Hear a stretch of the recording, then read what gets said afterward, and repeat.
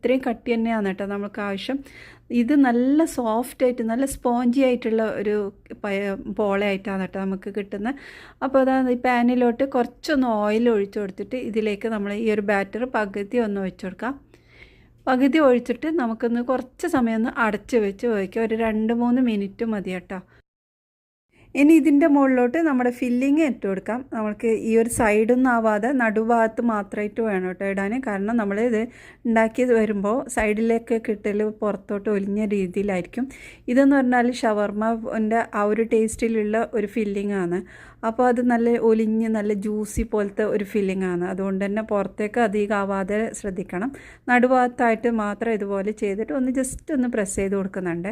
അതെല്ലാം ഇട്ടതിന് ശേഷം പിന്നെ ഇതിൻ്റെ മുകളിലോട്ട് നമ്മൾ ഫ്രൈ ചെയ്ത് വെച്ച ആ ഒരു ഉരുളക്കിഴങ്ങും ഇതിലേക്ക് ഇട്ട് കൊടുക്കാം കേട്ടോ.